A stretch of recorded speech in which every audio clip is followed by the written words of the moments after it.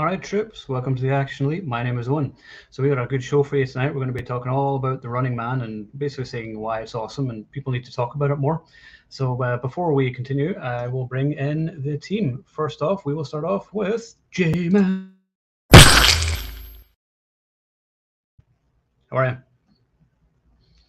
And next up, we will have Charlie.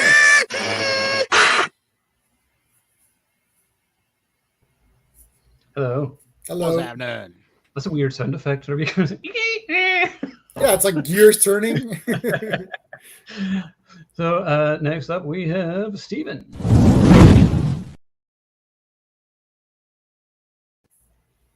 Hello. Yo. How are you?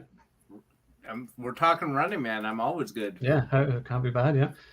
I don't have a little intro video for John. Damn it. Right, we've got to do that for next time. Sorry, John. Yes. Anyway, here comes John. Hello, John. How's it going? Dun, dun, dun. There's his Yeah, intro dun, dun, song. dun, dun. There you go. There we go. How about the light? Yeah, there you go. Perfect. So thanks, everyone, for joining us tonight. So tonight we're going to be talking about The Running Man. Now, you might think, well, why are you going to do a video about is The Running Man underrated? But anytime people do like their top 5 Arnie movies, no one ever seems to mention The Running Man, but it's probably in my top 5. I think it's an awesome movie. So we're going to get to that in a minute, but there's been all kinds of interesting news the past few days, and I'm just going to talk about that for a bit. First off, let's talk about the announced Roadhouse remake. The remake that nobody asked for, and we've got Jake Gyllenhaal, who I do like. Jake's cool. Yep. like an ambulance and like him in Fine actor. Nightcrawler and everything. You know, good actor in good films. But He was a good Mysterio. I mean, I like it. Yeah. Yeah. oh, there's It's only not one Patrick Dalton.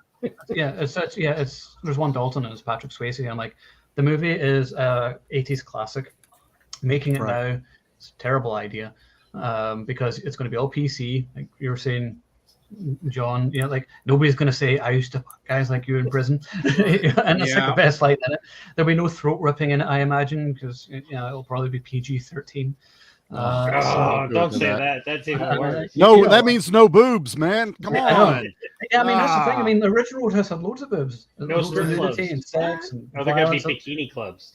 Yeah, literally everything that makes a movie good is in Roadhouse, and Yeah. you know I doubt you're Yeah. going to get any of that in this new one. So Instead of a monster truck, it'll be a smart But- car. You know, just, I wrote my. I'm not in. I wrote my post yesterday, and I was kind of bitter when I wrote it, and I was I like, couldn't tell, John. Did you read it? yeah, But I was like, the cast. I'm like, who the fuck are these people? I I'm like, they know. look like a bunch of millennials that are hanging out in Starbucks. I'm like, where's Sam Elliott? You know, where's Marshall T? Right, who's going to replace him? That's Oh, yeah. what There is nobody to replace that. there's no replacement for Sam They Elliott. did put in Conor McGregor today, so that should be interesting because that guy's a firecracker. So Yeah, the problem is though is that the concept of Roadhouse is that there is a very seedy bar in a Yeah. somewhat decent neighborhood, and they're trying to clean it up. And the thing is that I don't think that's a thing anymore. If there was a bunch of seedy bars where a bunch of crap was happening, everybody would be filming stuff with their iPhones or whatever, reporting stuff, getting people arrested. This is Roadhouse is like a Dukes of Hazzard style, where like that little guy, you know, Boss Hogg is like owns the Boss Hogg equivalent, whatever, owns that town. And it's like, and anything goes. And it's like, I don't think that's really a concept that people think about. Even like Dukes of Hazzard didn't work, right? Like, it's like fighting the system. It's like, well, what are you going to make them drug runners now? Like, because they were running booze before.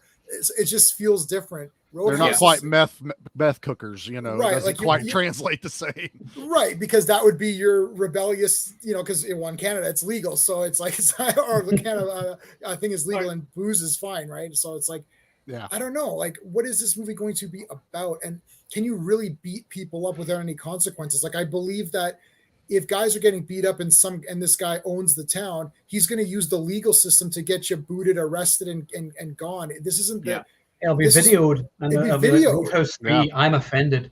right, and be like Dalton's like, oh, look at this Dalton guy beating me up or whatever. Like I saw Yeah. a video where this girl got upset that the rancher wouldn't let her ride a horse, and she weighed like 250 pounds, and she's like, he goes, the horse, you can't ride the horse. Literally, the horse will break its back. And Yeah. she tweeted saying, oh, he won't let me, and then let's cancel him. Or like, So Roadhouse can't happen now. I don't know. It's a dated concept. It's a 10 out of 10 movie for its Back time. from better days. Yeah, that's it. I don't think you can do it. That too, and like they had to make Jake Gyllenhaal a UFC fighter. Why? How novel? It's like Dalton was just a wandering Badass. philosophy student, badass. He had you didn't- mystery to him. Yeah, you Yeah, had you no didn't know idea. You didn't know if he was a special forces guy. You didn't know if he was this or that. He was a cooler. But now it's like, ooh, now we have to make him a UFC fighter. It's like, come on. It's like, Yeah, we have to explain everything because Yes. audiences are morons Stupid. and need everything explained. Yeah. The shirt that you're wearing, we have to explain how it got from the Right. material to the seller to your hand. And what happened to the money after you spent it? Right. Where it went?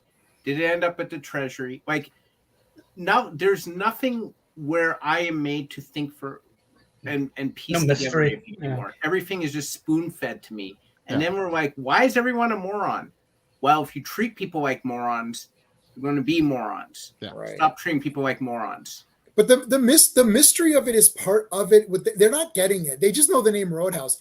The mystery of it is that we don't know how far Dalton will go Mm-hmm.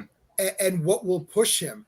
If you say, look, this guy's a Marine, it's all part of the setup. If you say this guy is a Marine and then you have a movie, then you're like, okay, I know that this guy's got skills that regular people don't have. I know that he's going to excel in his tasks. If you have a guy that walks in, you're like, I don't know. All I know is that Dalton's, he's good at fighting and he cleans up the place. That's all we know. We don't know if he's crazy. Maybe he'll kill the people to clean up the town. Maybe he won't. What will push him over the edge? I think if someone is, let's say they're UFC fighter, well, there's a lot of discipline in training in martial arts. So, you have to know when to strike, you have to be calm and be like thinking. So right away, because the mystery is gone, it's like, well, I know that this guy's probably not going to go to kill someone unless they give him some other backstory. But this is the thing. They just keep adding on to it. And then you're just like, my expectations of this are gone now. I don't care. Yeah, I like the idea of a mystery guy coming into the town. It's a Western. Guy comes out of we know what it is. 100%. Yeah, it's a Western. Lone gunslinger. Right. Yeah. Lone gun. He comes in. He's got to clean the town up. We've seen it done 4,000 times. So why do you need to see it again in the same contrived way? Like, what is the point of this movie? They just want Roadhouse to. They just see Roadhouse, successful movie. People like it. Let's bring it back and do something with it. But have you actually thought about why people like it? Why does it stand up? Why is it good? Maybe some things don't need to be remade. Why is it every time it's on, I watch it? I know. I'm with you on that. Anytime it's on, I own the damn thing. If it's on television, I'm watching it. You nailed it with, we have no idea about Dalton. We didn't need to know about. He even doesn't even consider himself the best. Wade Garrett's the best. Yeah. I'm second best. Right. And like what you were saying, where we need things spoon fed, it's not like I'll give Owen a little happiness here, like Con Air. We know Nick Cage was Ranger. We know he's going to be a badass, has killed, will kill, period. We know what to expect. In Roadhouse, we're like, what the fuck is going to happen? Like, you're not really expecting him to rip Jimmy's throat out at at the confrontation. Right. And then not kill can't remember his name right now. I couldn't remember his name either. The main bad guy at that. It's Ben all Gazzara. the other Ben towns. Yeah. It's all the other main the townspeople that kill him. It's not Dalton. So there's always this. I have no idea anything about this guy, and I love it. The mystery is what ties me to this movie, and I can rewatch it and rewatch it and rewatch it because it's violent. It's toxic masculinity to the fucking maximum, and I love it. That's what the 80s were. And that's my escapism. Is like, I made a tweet the other day about Blind Fury. I'm like, why can't movies be fun again? Yeah. Let's just make them fun. Who gives a fuck? Is it fun? I'm in. Just make it entertaining. That's Roadhouse. It's fun. Y'all got me fired up way too early. I'm not even through my drink yet. I started with the good shit tonight. Yeah, and in Con Air, we needed to know that because Nicolas Cage was up against a lot of different opponents who are whack jobs. So we needed to know that we can trust Nicolas Cage to be able to handle himself. And it's believable. It's believable. This wasn't a mystery the way each movie, like, you remember, I don't think people know this. People used to think about the script, but when they were writing it, they used to type it up and be like, does this make any sense? No Let's way. think about that. Yeah, they why- used to You think mean about it's it. not cut copy paste from the No, 1,000 no, other no, scripts? No. No, They had to that's- write it. I- Yeah, they had to type What's it the out. new thing now? They got bots that are watching action and horror movies, and the bots are making their own little ones, and it's like totally fucked up. Yeah. Would a Roadhouse movie without that title work better than trying to cash in nostalgia? Probably just do like another one, or even if they just did it as a sequel, I wouldn't have a problem. But the sequel that? failed. Yeah, The sequel was failed. shit. Yeah. You know, so that should have told you we don't want any more. Yeah, If there was we only don't one even- lazy. Yeah. The sequel had Richard Norton in it, and he used I like martial him. arts. So I was okay with that. I was like, Well, I oh, think it okay, also this- had Jake Busey in it too, didn't it? And, you know, Yeah, So it's yeah, awesome a then. huge- Okay, you're I'm talking a right. huge fan of Jake Busey, Yeah. but even he couldn't save that movie. You know, But Jonathan Skate, I was like, Yeah, but how many Yeah. bars can you clean up? Like that's the other thing. A lot. It's like, okay, let's go on and And you go to Glasgow, there's plenty. yeah. Well, That's okay, it, make it let me rephrase- international. you can come down here to Virginia. I'll show you a couple. You know, we can clean them up. Why don't You they touched do my it? They wife, should do it my as a sister. period. They should do it as a period piece. Do it like 1800s or something. It's I'm telling you, man. Roadhouse in space. He gets a job at the Triple Titty. That's Oh it. my That's God. all it is. So Roadhouse in space. I'm in. You already Yeah. have to triple take. I'm like, yeah, call it that's- Skybase or something. Like, Little Total Recall joke in there, guys. It's fine. There's a reason there's 3 boobs. And then I was on social media. Oh, I was on Facebook today, and then the clickbait looper site. Their title of there is like they just dropped news on the reboot we've all been waiting for, and I'm like, who's we? I don't know. You I mean don't know. nobody at all. I was there on opening weekend, and I've watched it 8,000 times ever since. I have not been waiting for a reboot of Roadhouse. It's like I don't know what you're talking about. yeah, they pretend that we can't rewatch these movies, Right? It's like that was the people like, oh, it was so great to see the Millennium. Oh, I did it.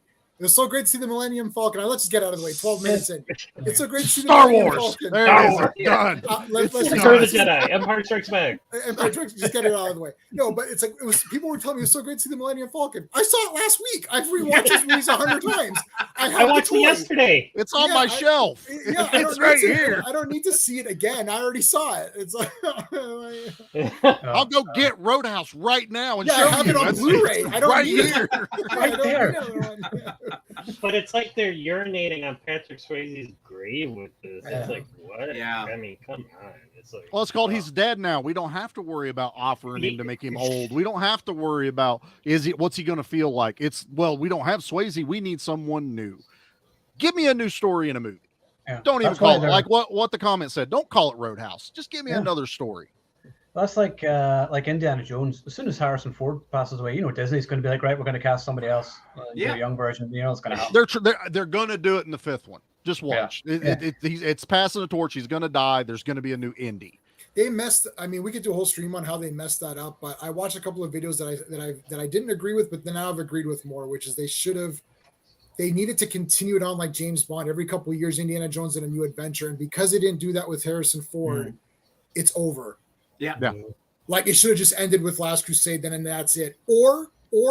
They should have recast them earlier. Then, if Harrison Ford was like, "I'm not going to do these. I don't want to keep doing this," they should have been like, "Okay, like do it like James Bond and have it be but always Indiana Jones, not his son." Because once you lose the 40s, time period, the serial feel is gone. And it's pointless. Yeah. Like this one's in what, the 60s? The fifth one? like yeah. Well, that's my yeah. Hippie Jones. he's gonna hug a tree. They all have to hug trees, and then that unlocks. I mean, honestly, I would have rather just seen them take the young Indiana Jones stuff and continue on with that and been done with it. I enjoyed those shows. I mean, I could have watched the movies, then go, okay, and then follow. Then that new character. It's like, yes, J-Man. But follow that new character as he ages, and that I'm okay with him now becoming Indiana Jones because I'm now used to him as he goes.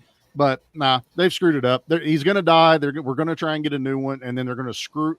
If they don't screw this one up, they'll screw up the 6th one. But how's it going to work in the 70s now? Like, I mean, that's what I'm saying. It's like it's going to be the 60s. That's weird. They're going to show up in Eric Foreman's basement or something. Yeah, I don't. Red Foreman's going to shove his foot up Indiana Jones's ass. I don't know. It's just he's going to Vietnam, guys. Let's just say it. Oh, There you go. God. Yeah. He could team up with Rambo or whatever. There you go. Yeah, go That with I'd watch, actually. That I would watch. I'm back in, guys. Totally fine. Hope Hollywood's watching this gold. This is gold, Hollywood. You said the R word, J-Man. That's all you have to say is Rambo. So yeah, we'll talk about the other stuff after, before we lose all our viewers, because people are going to be like, "Well, I thought you guys were going to talk about the Running Man." So What's let's talk about the Running Man. Yeah, the Running Man. I was here for. Are they remaking the Running Man? What happened? Yeah, what happened to that? That was like 2 years ago. We're going to remake the Running Man. Now nothing. Crickets. They did. It was called the Hunger Games, and it sucked. Yeah, that was like Battle Royale Light or whatever. Yeah, it was. Yeah. Except let's film action scenes. That's the times. awful. That's the times. Like I said, that's why Roadhouse is gonna suck, because they're gonna do like it's gonna be politically correct, and it's gonna be like, oh, it's like, shut up. They're going to Texas Chainsaw Massacre. We're going to cancel you, bro. And that's what's going to happen. I love that scene. The best scene of the year. That's my favorite scene of the year. I'm like, that's fucking amazing. Because of what happens after. That's exactly why. Cancel this, motherfucker. I love that movie. I know everyone hated it, but I kind of loved it. It was great. I really enjoyed it. It was my favorite. I couldn't, guys. I couldn't. I cosplay as Leatherface. He threw her with the chainsaw, and she's still alive. No, it's fine. No. It's and then fine. he falls in really deep water. Oh my god! It does say action and horror on my title. Even though Running Man, guys. Running Man. Running Man. Come on. Hey, come on, people. It's trash. All right, let's get back to that. He had the split. Woo. So the Running Man is set in the distant future of 2017, and it's funny because a lot of it is true. Kind of, yeah. I mean, when you think about it, it's actually not a million years away from doing the deep fake technology. You know how they like frame him with like using the videos and everything. Yeah. Do that anyway, in the next We're there. years. Yeah, We're there. Yeah. We're there. And although the movie is generally, it's kind of silly and played more for laughs, God, I fucking love every single minute of this film. It's just Arnie at his one-liner spewing best. Like, here is Sub-Zero, no, Plane Zero. Yeah. That's like maybe my favorite ever Arnold one-liner. And then you got Richard Dawson as Damon Killian. Awesome. It was just so good. He was such a smarmy bastard. Oh my god, he was like sleazy. He got the best retort to a Schwarzenegger one-liner. Yeah, it's like, I'll be back, only in a rerun. Yeah, who can do that in a movie? Who has ever retorted back to Schwarzenegger that cool and slimy? Well, it's only in a rerun. Yeah, that's my favorite. That's my favorite of the "I'll be back" because it actually made sense. Yeah, he's like, it's like I'll be back, man. Like you think, and he comes back, and he does come back. Yeah. And they played it into the story. He's like, I told him I'll be back. I didn't want to be a liar. So I like the retort saying, yeah, only in a rerun. Yeah. So yeah, I thought that was the best "I'll be back" out of all of them. Yeah. The Running Man showed us a bleak future of a divided population, a world full of reality TV and ultra-violence that could never happen, and that we are sadly at the very cusp of. Yep. The cusp, and we've been part of it. I mean, just with the past couple of years, people locked in. All we can do is watch television, live our lives vicariously through all these other things. Now there's talk of food shortages and shit going on. I mean, and now let's make a TV show. We don't care. I saw a commercial for some stupid Jenga looking TV commercial where they take large objects and stack them. I'm like, that's like, Dashing for Dollars or whatever it is in the Running Man with the dogs that are chasing them off. Climbing for dollars. Climbing for dollars. That's what it is. Money as he goes. That was Doberman's nipping at his asshole. It's like, damn. That's like a UHF show or whatever. Yeah. The 80s action movies had the best pretend ads, like RoboCop, and this as well. It's just like satirical ads were just so good. So, Stephen, I'm going to start off with you because you did a piece a few years ago where you were comparing the movie to the book. And I've never read the book, so how does it differ? Yeah, the book is probably my top 10 Stephen King stories. Definitely, the story is awesome. It's very bleak. A lot of it is him just trying out for the game because it's a lot different here. Like in this movie, he's used as a, basically like he's used as a prisoner, right? In the book, he volunteers because he needs to get cash for his family because his daughter's sick and his wife has turned to prostitution to get her medicine. He's like, screw it, I'll go for the games because that's the only way to make money nowadays is to be a contestant on one of these games. And the other big difference is the Running Man is self-contained in the movie. In the book, you can go wherever you want. Like he goes to New York, right? And they chase him down to New York. He goes to Boston and all that. So I like the idea that the Earth is basically the arena, and the hunters have to try and catch him there. But obviously, like if you're doing this in the 80s, it's got to be stylized, right? And I think with the budget, you couldn't really afford to have it happen anywhere because then you're on a globe-trotting like thing, right? You're doing like the Amazing Race type. Yeah, it becomes the Amazing Race. They go everywhere. Yeah, exactly. Even though he stayed in United States, and of course, Stephen King usually is on the East Coast, so that's where most of the action takes place. But it's a very interesting story.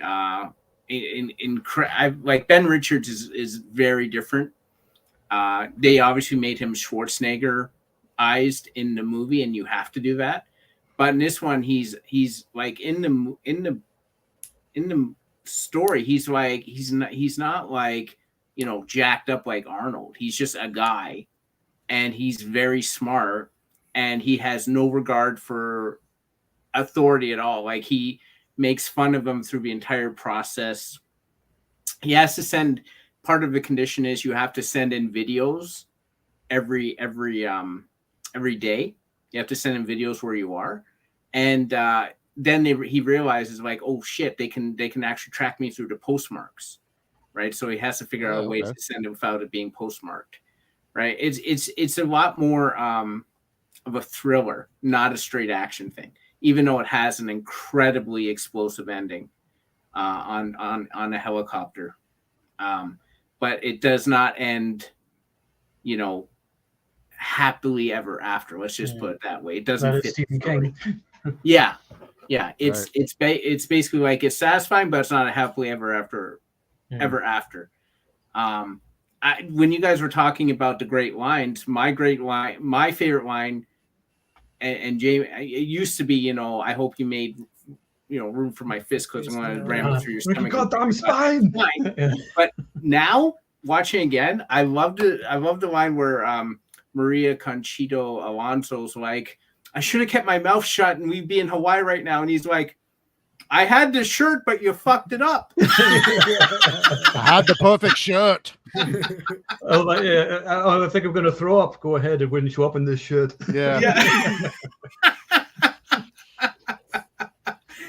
Can't live with them, can't live without them. No. So, John, you're on mute. I think you want to unmute yourself. Yeah, I'm fine now.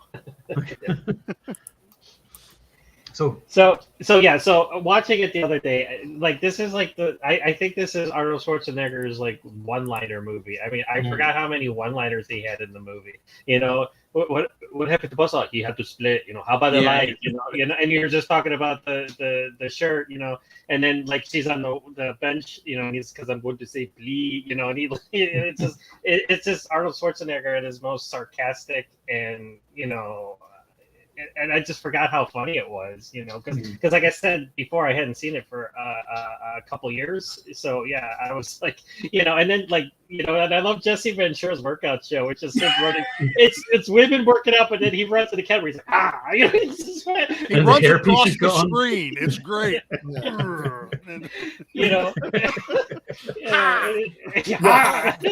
Throws his head back. And he's like, it's just made me.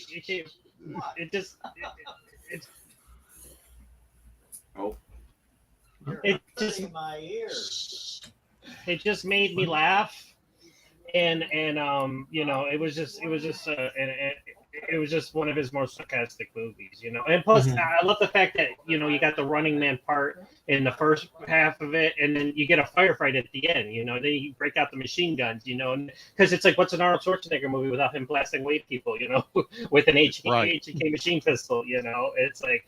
So yeah. So I mean, and I don't want to say this as a bad thing, but like watching The Running Man, it almost had like a B movie quality feel to it, like the production value. Like they obviously didn't spend as much money on this one as they did, like Predator or Terminator 2, but which is not a bad thing. But I'm just saying, I was like, oh yeah, it's kind of like a lesser budgeted Arnold Schwarzenegger movie. And it's directed by Paul Michael Glazer, who's Starsky. Yeah, Starsky. I was gonna say, directed by Starsky. I forgot about that too. Well, that's like giving it a TV feel without having that huge movie budget. It felt like TV budget, which works with this movie. It's a TV show. There were a bunch of directors before, like Andrew Davis started off directing it as well, and like I think like the 3 directors got fired before it ended up being Paul Michael Glazer. Was like just that. And Glazer almost got fired. Arnie didn't Arnold even like was him. not behind him. He's like, fuck this guy. This guy who does TV. I've never been on TV. Screw you. Syndicated. I don't know. It's crazy. That's my favorite one, is doing Arnie live streams, because then I get to do Arnie impressions. And my happy place, because people look at me weird when I do it at the office. We're not the first. We won't be the last. So no. Well, actually, just while I remember, the next live stream, we're not going to be doing one next week because we all have other plans. But the week after, we're going to be doing a Predator special, and we're going to be ranking the Predator movies. Can you guess what's number 1? But because Prey is out now, by the way, go to the Action-Flix.com and you see my review for Prey, which I posted today. And then Jonathan also reviewed Bullet Train. So you can check them at the website. I'm going to see that tomorrow. Tomorrow night I'm going to see Bullet Train. I can't wait for that. That sounds good, yeah. So G-Man, your thoughts on Running Man? I love Running Man. I was trying to, while everyone was talking, I was trying to see where it is. I don't know if it's top 5, but it's top 7. I happen to really like Pumping Iron a lot, so that's in my top 5. So that might have pushed. I don't really consider that a movie though. It's a documentary. It's a documentary. Oh, if it doesn't count, okay, get it out now. Throw it out. It's not a documentary. They fake so much stuff on there. It's like half that movie is fake.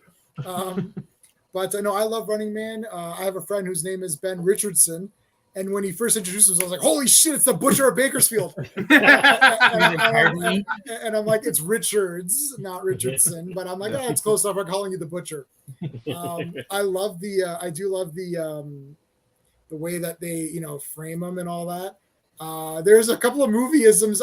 I will get to some negatives, because I think that I like this movie so much that I wish that these negatives weren't there, because then I would raise it way up more. Which we can get to after, but I like the storyline a lot. I like the look of this movie. I think it does look good for what it's trying to give us, and it's dirty. I like the dirtiness. I like the game zone. I like the idea of having the game the game show. I like the home version, the board game. I want that game. How do you play it? So I do stuff like this where I actually recreate, I'm recreating the Thunderball game. But I wanted to come up with a Running Man thing. There's a rollerball game that I can send you a PDF on, that this guy recreated rollerball as a board game. But anyways, I love to see the Running Man Home Edition or whatever. I love all of the stuff with that, like the technology, the messing with him and all that. That's really cool. Dawson is freaking awesome. He's from Family Feud. And it's like, he's so slimy. And I like that, in the first second you see him and he got that janitor wiping the floor and he hits him. And he's like, oh, it's okay, buddy. It's okay. You're doing a fantastic job. Beautiful job. What's your name? Yeah, John, you're doing great. He's like, this asshole's mopping the floor tomorrow. You're doing it right. And I'm like, that is one line where we now understand this entire character. He looks nice and he's a nice guy, but he's a real piece of shit.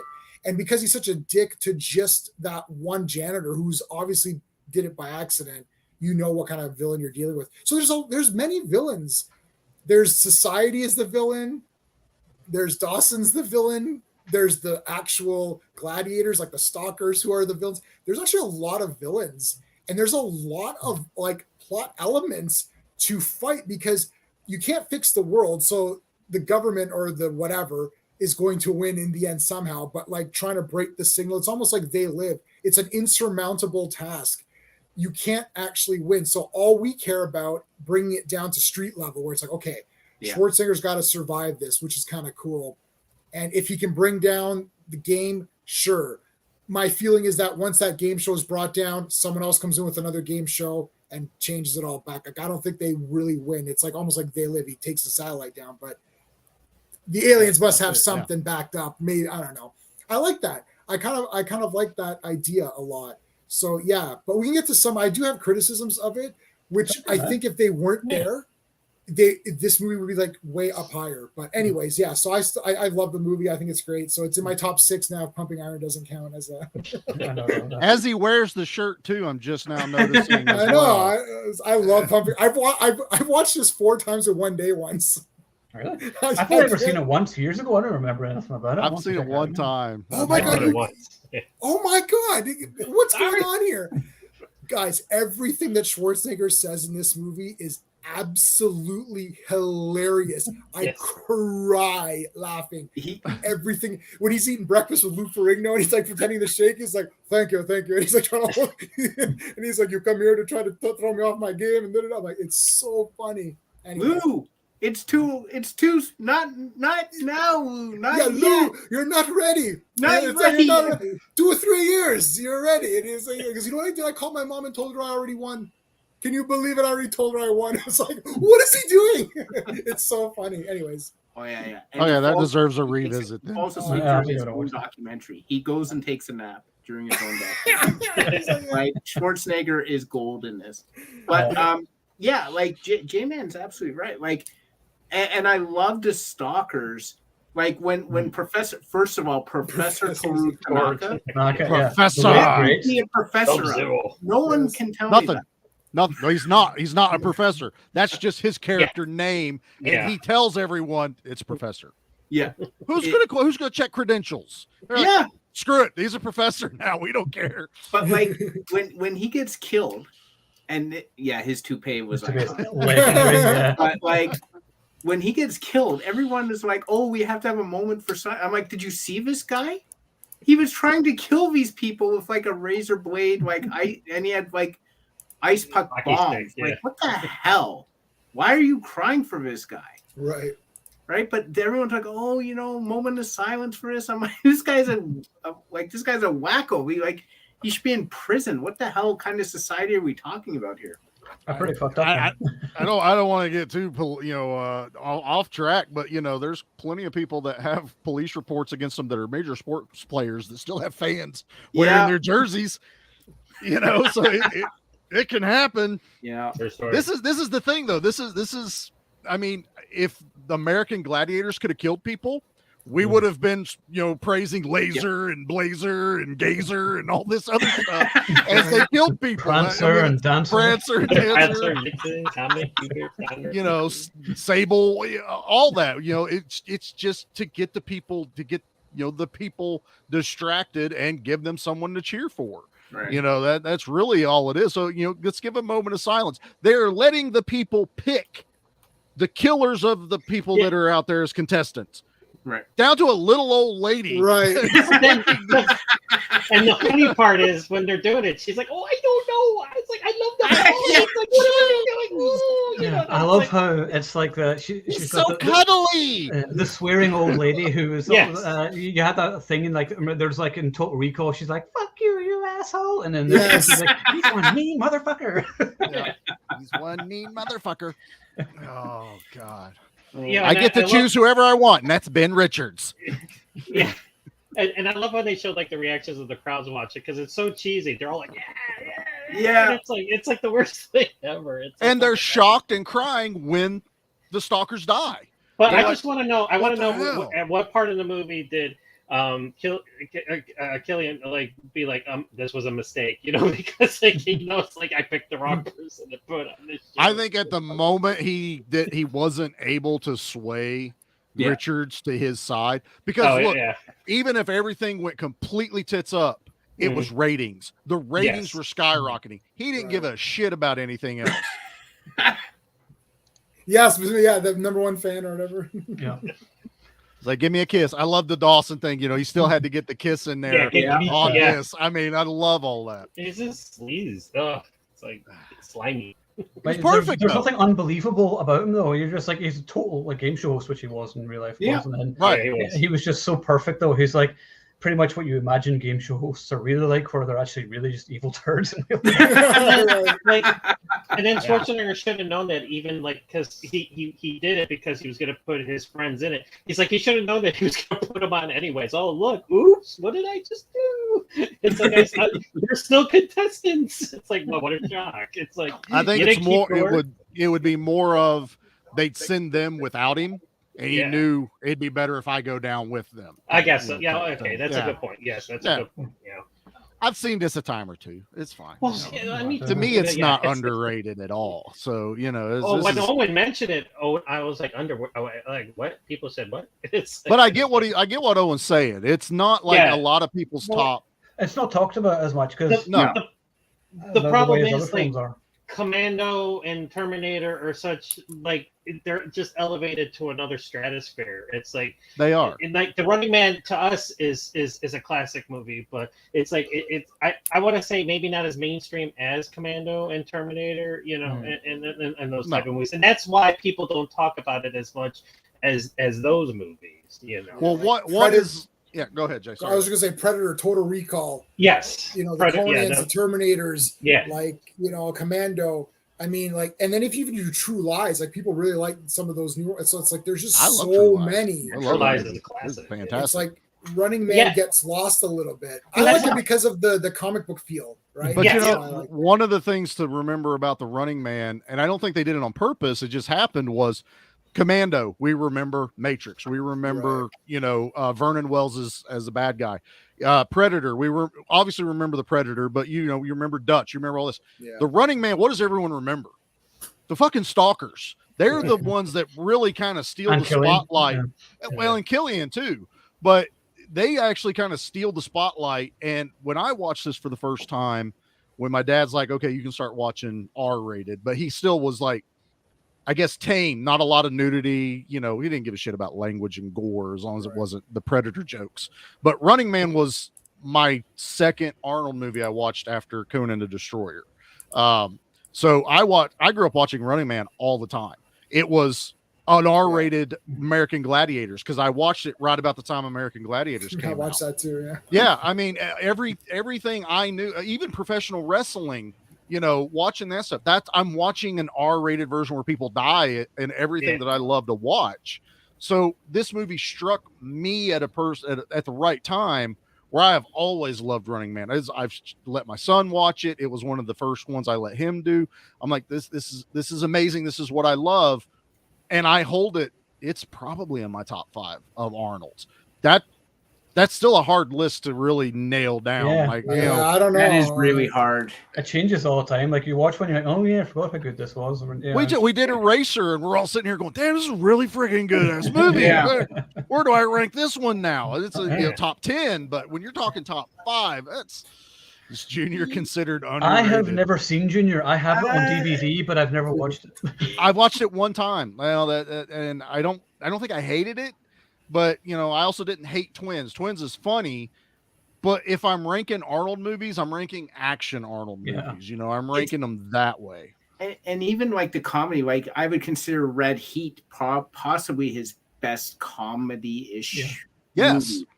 Far ahead of like to Charlie's point, if Arnold doesn't have a weapon in his hand at some point, it doesn't feel like an Arnold movie. Mm-hmm. Yeah. Right. Oh, you're right. Yeah, there's no machine gun or there's no big muscle scene where he gets to show off how strong he is.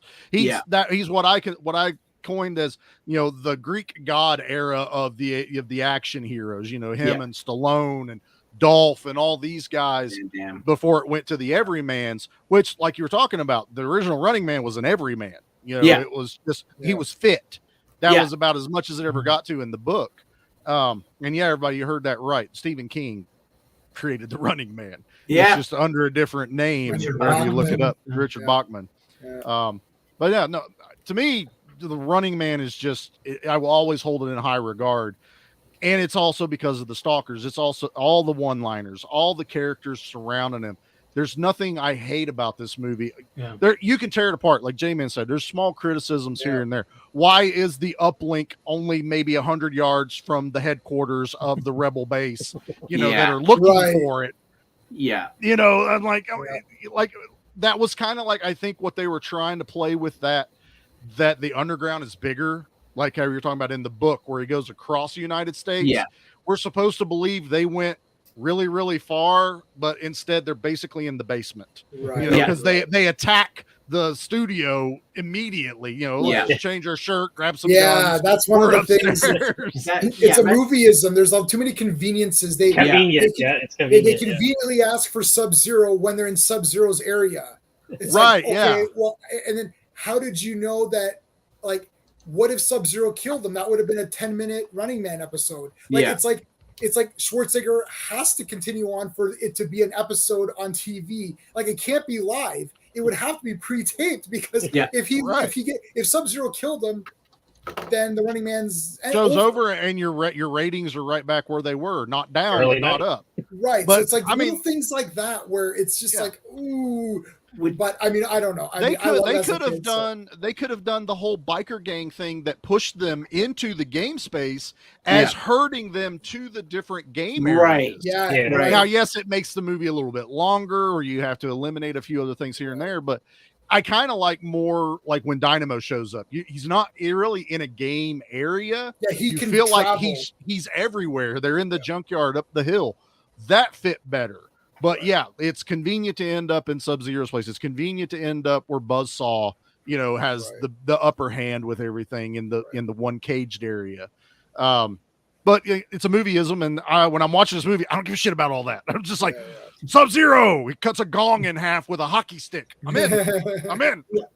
I mean, that is problematic, though. I think the thing that really bothered me was how close the resistance was. Like, you guys didn't have right under their noses over here and see this whole group of people who were like, it's just, it's weird to me. And J-Man's absolutely right about the whole thing could be over in 10 minutes. That's why I think in the book they decided he's mailing it in and they're running it, but they're editing it so that it's like. What are those things online where it's like the movie really, really quick? All they do is change one thing at the beginning and then they play the directed by, George Lucas or something. This would have been Ben Richards.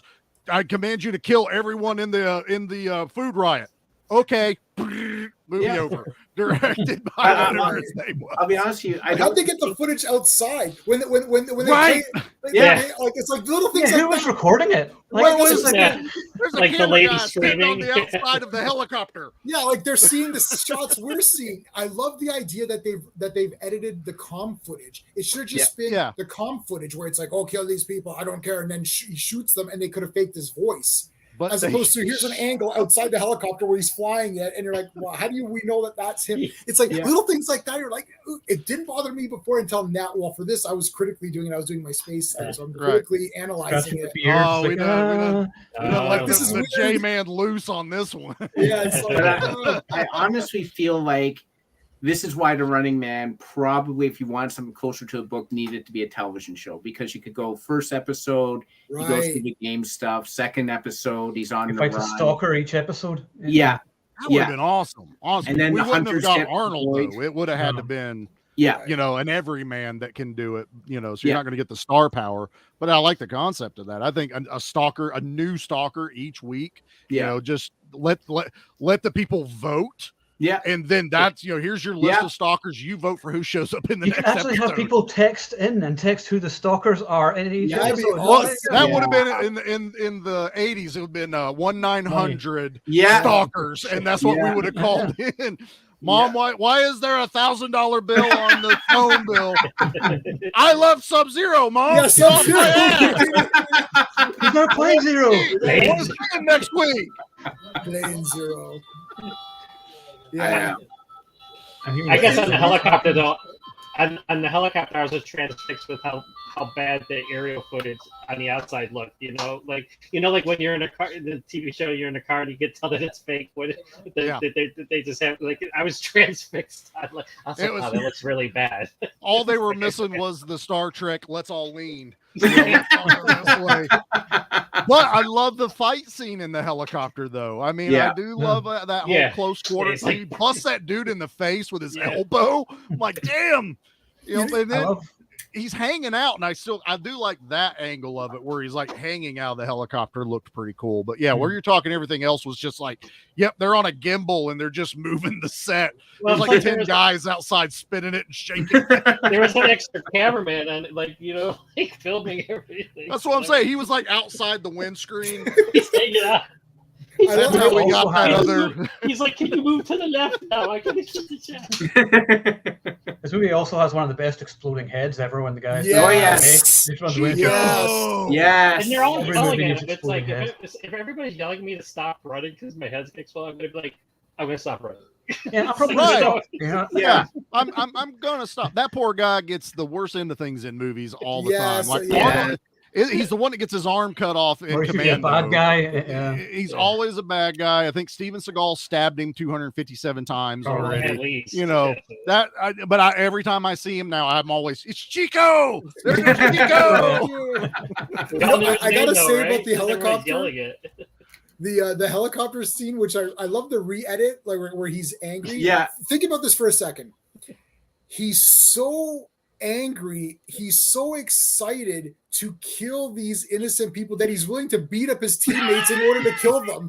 Right? It's like Oh, fuck you, Ben, don't kill them. If you don't want to kill them, Ben, boom, kill them. Oh! It's Never gonna stop me. I've had a really bad day. Cocaine. It's so great. And didn't they check her for that little? He goes, "Where did you hide that?" She's like, "Oh," I'm like, "Well, we know where you hid it, but okay." Have you been running around with that thing in there? Like, I was going to hand it to someone too. You're like, I don't want it. I don't want to have it. You take it back. I don't think we can play this anymore, guys. I don't know. What did you have for dinner? Moving on. We're really dissecting this movie. Yeah, Erland Van Lid, who plays Dynamo, is actually like an opera singer in real life. Yes.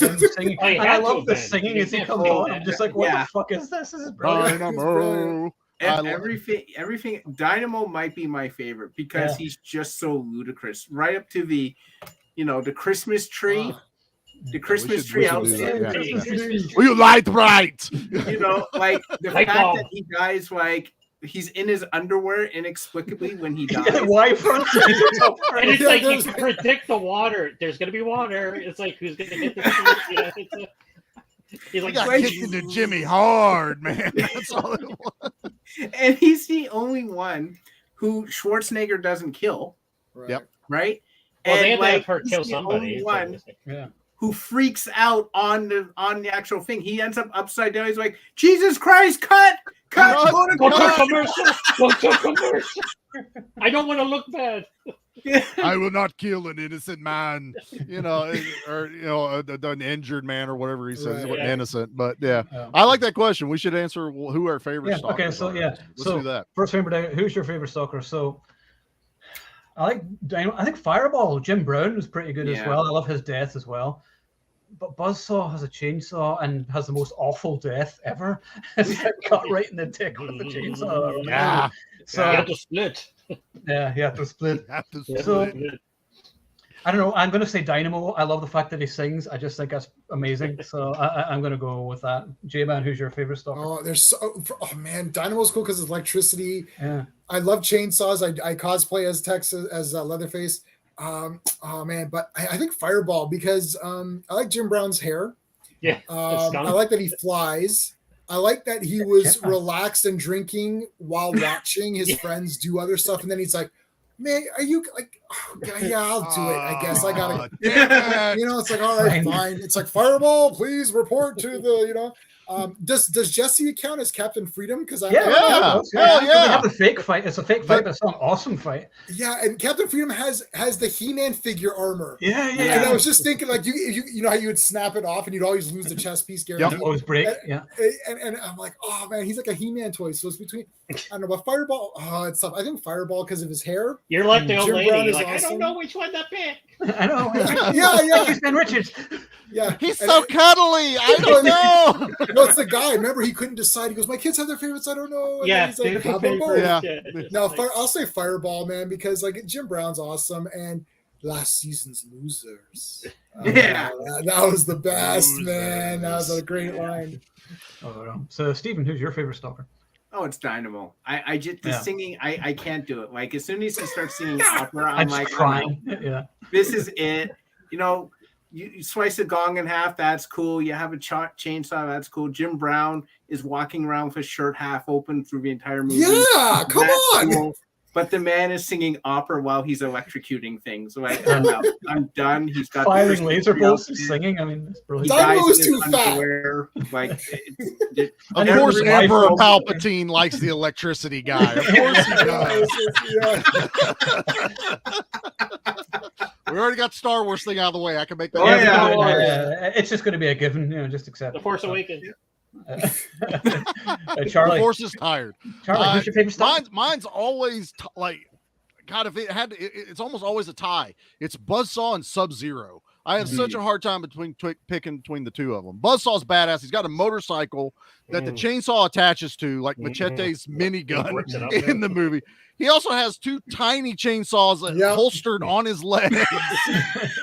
Just in case. Does have the most brutal death, but man, I'm always a Sub-Zero fan because I love Professor Toru Tanaka. When that man's in a movie, he takes over the scene. Like Dead Heat, he's the butcher. He has no lines, but I love him in that. The perfect weapon. He is amazing. And he had one leg shorter than the other, so he always wore a boot that was longer than the other one. Because so he always had a little bit taller. Because it didn't look right when he kept walking like this. Yeah, all that's the time why. on set. He had one leg shorter than the other.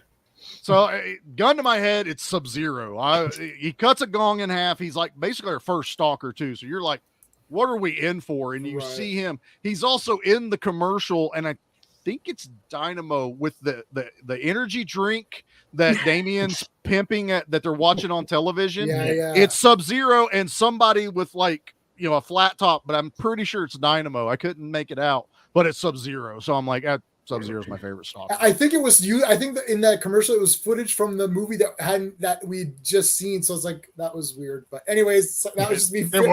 I'm like, wait a minute, you're cheating on this. This TV magic. TV magic. Yeah. Smoke and mirrors. John, who's your favorite stalker? Oh, are you kidding me? Just because of the workout video alone? Ha! It's Captain Freedom. Man. Yeah, I don't know. Yeah. Yeah. I don't have the hair to pull it off. Neither did he. No, I need the striped, one singlet that he's wearing. But seriously, Buzzsaw. I mean, like I said, just for everybody already mentioned it, the little chainsaws, the big chainsaw, the motorcycle, and not only do you know that he's getting his testicles ripped apart by a chainsaw because you see the blood coming, but then they have to show him laying on the ground with his belt cut open. It's like, he really got up there. It's the most graphic death in the movie, really. Yeah, I mean, we just watched a dude's head explode. Yeah. So you're kind of like, okay, that's awesome. And then we get to watch somebody get a chainsaw through the dick. But then I always wondered, like, if I was Arnold Schwarzenegger doing that, like, going up with the chainsaw, like, if that started happening, I'd probably be like, nobody's got that strong of a constitution. That's just. He's like, ow, ow, ow, ow, no, stop. I can't do it anymore. He's got a +3 constitution bonus. It's fine. Oh my God. He's got a modifier. He's got a proficiency bonus modifier. Come on. I don't see what Sven. I got to cut some steroids. That was awesome. That whole thing. I love when he leaves them at the end. Yeah, he walks away. Yeah, I love it. awesome. I love seeing Sven. Yeah. I just Yeah, thought he's he in was- an almost all of them. Killian basically talks shit to him the whole freaking time, and then at the end he thinks he's gonna back him up, and he's like, "I gotta score some steroids." He's like, "Yeah." Killian's like shocked. It's like, "Are you really shocked that he's walking away right now?" Well, Yeah, it's if you the treat him arrogance like of the shit. character, right? Yeah. He laughs when Richard stabs the lawyer Yeah, guy in the back. He's like, that's funny. He's like, "I'm not gonna do anything." Whatever. I like this guy. Is how Schwarzenegger was just like he wasn't even paying attention, and he's giving him all these clauses. He's like, sign here. He's like, I'll do the back thing. Yeah. And then you see Schwarzenegger perk up, like, oh man, now I'm going to screw this guy, man. I'm just ram it right into him. And Sven's just like, yeah. He's like, "Wait, can I do it?" Exactly. We talked the Jesse Ventura Captain Freedom looked like the He-Man armor, but I was like, it looked like Captain Power, which Sven was also in Captain Power. Tank Ellis. He was Tank, but I always looked at he walks out of these. He can't even bend his freaking arm when he comes. I know. I love that. Like, I'm not wearing this shit. Killing guys with bare hands. I love That you fight got, though is brutal though. I mean, the fake fight is brutal as shit. Yeah. Especially when he kills Maria first, like, He's like, bam, she's gone. I kind of love her character, and because she starts off, you think, oh, is she going to be annoying like Rado and John Commando? Right. And then, no, she actually has an arc, and she becomes an ass kicker, and then she even kills Dynamo in the end. I'm like, hell yeah, she's awesome. I like her a lot. Awesome. And Predator 2, she's one of my favorites as well. Oh, and I always like the more fact of a that badass in that one. I always like the fact that she had like a Mac 10 with a scope. I'm like, why do you need a scope on that thing? You just spray and pray with those things. It's like, why did Snake Plissken need one? He had one with a scope. Well, everything needed a scope. Because that thing just looked. I mean, Snake Plissken, he had the long suppressor, the longer clip. It was just a badass gun. That's all he got. Snake Plissken can wear rabbit slippers and it'd be the best. As long as he's got an eye patch, I don't care. Yeah, it's like, how can you make this more awesome? Put a scope on it. Okay. Yes. It's the scope from Tango and Cash. It's like this big. I can see Tango the and next Cash. I love the machine guns. Those huge machine guns that they freaking use. They have the tiny clips. It's like I haven't watched that for a while. We should do a show on Tango and Cash. Tango and Cash. Tango and Cash. Rambo. The guy thinks he's Rambo. Rambo's a pussy. Fuck, what's going to say? I have no idea. Tango and Cash, Scopes, Snake Plissken's Scopes. the best. Scopes. Yeah. Yes, right. Scopes. Okay. Scopes. This is something that's been bothering me for years, right? I saw a movie years ago. I thought it was Tango and Cash, but it's not. And I remember asking this years ago in the group, and I don't think anybody knew. Maybe any of the fans might know, if anybody can remember. There's a scene, and I think it's a buddy cop movie, and there's a guy who has a laser sight on the gun, and the other guy always makes fun of him for having the laser sight. And he's like, that's because you can't aim worth a shit because you got a laser sight in the gun. So that's a Lethal Weapon joke, if I remember right, because he angles the bullet to hit somebody off of a ricochet. Briggs has a laser on his handgun at one point. Yeah, that's what I thought it was. I was like, well, was it Lethal Weapon? Is that 2 or 3 when he gets that? Because it's not, or is it 4? It might be 4 when he got the laser. It might be 4. Because it's on the ship when the guy ducks down behind the barrels when the ship crashes into him and he jumps onto it. He uses the laser to bounce off of a piece of metal to hit the guy behind the barrels. It That's could be, pretty specific. Owen's like, no. I'm sorry. No, it may not be that movie though, but I mean, there is a ricochet with a laser, and somebody makes a comment like, "Why do you have it on there?" It's. I could swear it was like Christopher Lambert or something. At first I thought it was Gunmen or something. Gunmen's fucking awesome as well. I haven't seen that in years. I definitely. Oh, Lord, that's an old. That's a great one. I forgot how good that is. Anyway. I think in Harley Davidson, the Marlboro Man, they're talking about how he can't hit, and they're talking about the price of the bullets, but I don't think he had a scope, or they're like, because Mickey Rourke can't. But I don't think he had a laser scope. He's like, no. See the gun you're firing, the bullets cost whatever. They just make fun of each other with the gun. Yeah, right. But I don't think there's a scope because he says you can't hit shit with it. And you just spent $10 and you didn't hit shit, and I knocked 2 guys out, and I spent $2 or whatever. It was a funny line, but I don't think it was a scope. He's like, squeeze the trigger, don't yank it. Like, yeah. Was it Fortress? Maybe, I don't know. Another one I Fortress haven't had seen in like Fortress 2,000. had the Maybe. awesome like repeater guns that never ran out of ammo Guys, I haven't seen that in whatsoever. 100 years. It's Oh on my God, at Tubi. least. I watched it like 3 weeks ago. I've Freaking love watched that two of them. movie. Like I didn't even know there was a sequel until a few years ago. It's I actually remember, pretty good. yeah, I remember Yeah, seeing the it's first not bad, Fortress. yeah. I saw Fortress in the theater. Wow. I love that movie. They go Oh, in it's so space. good. That was awesome. And of course, the second one is in space, as every good sequel should be. Yep. And they had the magnetic boots like we saw again in Face Off whenever they did the magnetic boot thing in there. A little throwback to Fortress on that. Yeah. I love back to the Running Man. I love how Mick Fleetwood and Dweezil Zappa are in it. It's like this random casting. Right? Like what? They burned my songs. Don't touch that dial. I'm like, oh, I love Weasel's getting nasty. too how Kurt Fuller is the Yes. director of the show. I'm like, Kurt Fuller is always the villain. He's always that weaselly little jerk who, you can't stand. Yeah. Like Ghostbusters 2, all that. Like Mhm. he's always that. He's guy. always that same character. Yeah, and Ghostbusters 2. Oh god, I hate him. Supernatural. that Except for the smarmy- character he plays in Wayne's World. I liked him in Wayne's World. As, Yeah. You know, I the love producer in that. I love you, man. I love just say thank you. And I've learned that platonic love can exist between two men. Right. That's a movie I can quote without even watching the movie from beginning to end. Yeah, for sure. I spent many teenage years just watching Wayne's World and Airheads. That's all I would watch. Airheads, yeah. So have we said? So J-Man, you said there was more things you wanted to say about things. Critiques. Critiques. We hit 'em? said them, the movieisms. Yeah. Because- okay. Like Oh, I okay. feel if they would have just touched those up a bit, this would have been stellar. Like as it is, it's like an 8.5 to 9 out of 10 for me, anyways. Even with those movieisms, but it's ones that I think were easy. It's a little frustrating. I'm like, you could have easily just removed this or changed this a little bit. You know what I mean? It's almost like things just kind of. I think that at some point they're thinking, it's a Schwarzenegger thing. It'll be fun. We're good. Don't worry too much about it. But I think they had a real special movie on their hands, except for just a couple little piddly points, and they're piddly points because I'm still at I think I'm like officially 8.5, closer to a 9 out of 10, anyways, right? But if not for those little bitty things, I'm trying to see if there's anything. We mentioned them already. Like, how did they know to end up here? It's like the escape room movies. Like, they have to beat the first few rooms because there's no movie. It's just like right.